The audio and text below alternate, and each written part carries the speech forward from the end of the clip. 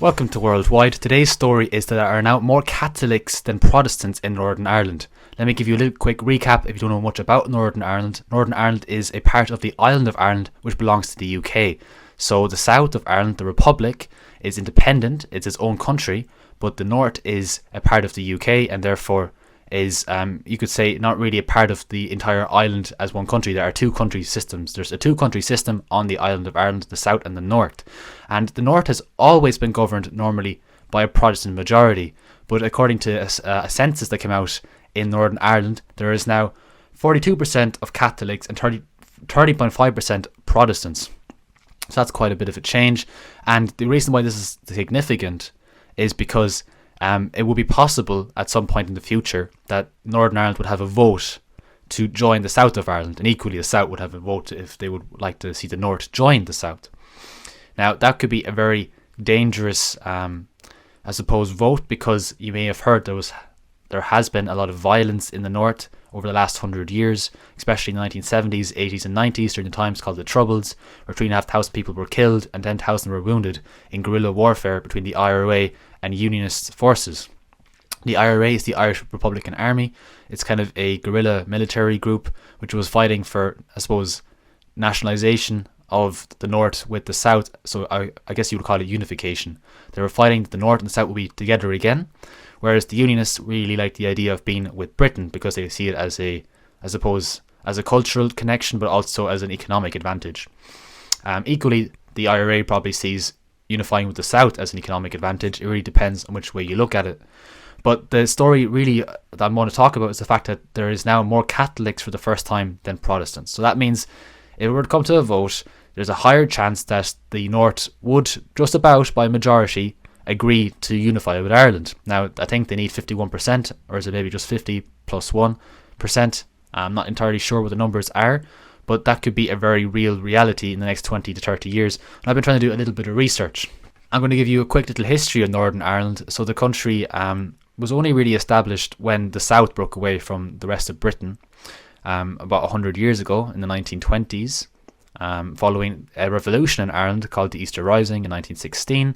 And eventually the state was formed, the Free State, in 1921, and more wars followed that internally in Ireland. So basically this whole topic is embroiled in, what you'd call a very sensitive history with a lot of death and a lot of pain. But the North remained with the UK. So why was the UK ever interested in Ireland in the first place? Well, they sent a lot of people to Ireland to start plantations and to kind of settle Ireland when Britain was the biggest power in the world. Obviously, there was a saying that the sun never sets on Britain because they had so much land in so many countries all over the world. And Northern Ireland was no exception. And basically, after decolonisation in loads of places around the world like Africa and other places, Northern Ireland still remained with the UK because there was such a strong population of Protestants and Unionists who wanted to stay with the UK. However, that may change, as I was saying. So now I'm going to look a little bit about what a unified Ireland would look like entirely. Of course, this is again a sensitive topic. A lot of people would disagree with this. A lot of people feel very strongly that this should happen. That's the interesting thing. Peace in Ireland wasn't really complete and hasn't really ever been entirely stable. In 1998 or thereabouts, there was this agreement called the Good Friday Agreement, which brought peace to Northern Ireland and it stopped the troubles, it stopped the fighting up there. And we were all very grateful on Ireland for that, for happening. But the question is, if Ireland were to have a vote, North and South, to unify, would that violence erupt again? A few things have led to this kind of unstable situation right now. One being Brexit, which has been a big problem for the North because, as you can imagine, Ireland in the South is part of the EU and Ireland in the North is not part of the EU, it's part of the UK. And to have a hard border between those two countries would be very dangerous for violence erupting once again in the country, or in the entire island, I should say. Equally, the government has not really functioned very well in the North. After the Good Friday Agreement, there were some rules set out for how governing would work.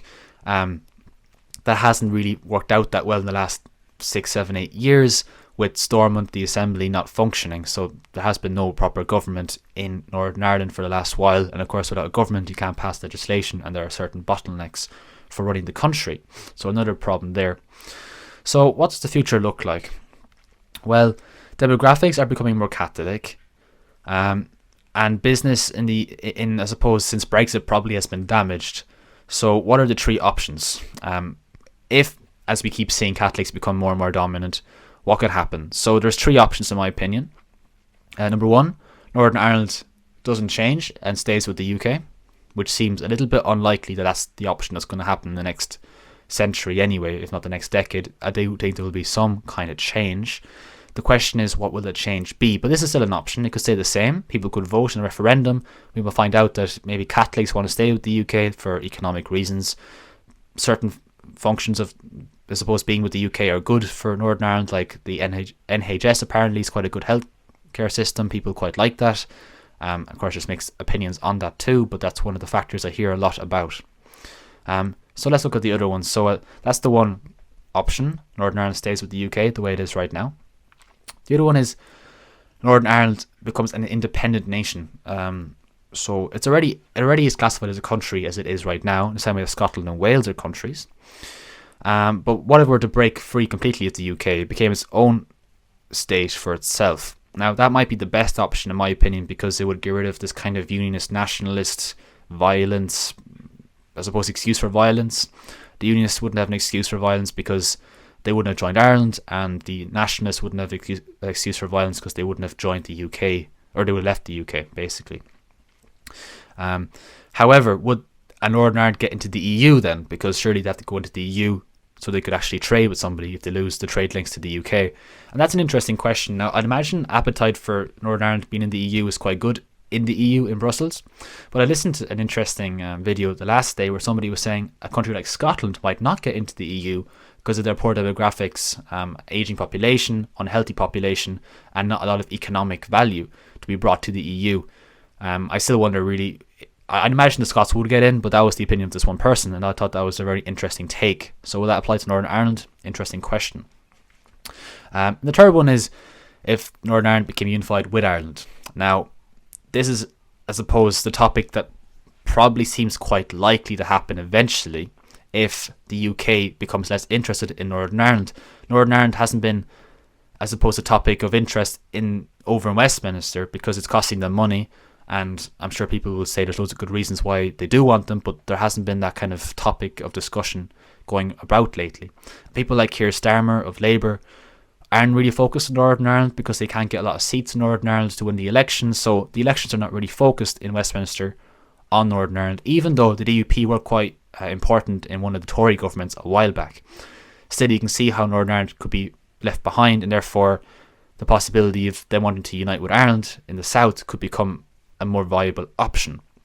Interesting idea is that Northern Ireland joins Ireland and then Ireland joins the Commonwealth. Now, a lot of people in Ireland won't like that idea, but it's an interesting idea because it would be a symbolic concession. It might keep some of the unionists happy that they're in the Commonwealth, not the British Commonwealth, but the Commonwealth of Nations. So that's kind of this group of countries that used to be under Britain's rule, but are now kind of a de facto kind of joint group, but there aren't really there's no big meaning to this. They all play in the Commonwealth Games, but I don't know if there's really any big advantage or disadvantage to not being in it from an economic point of view.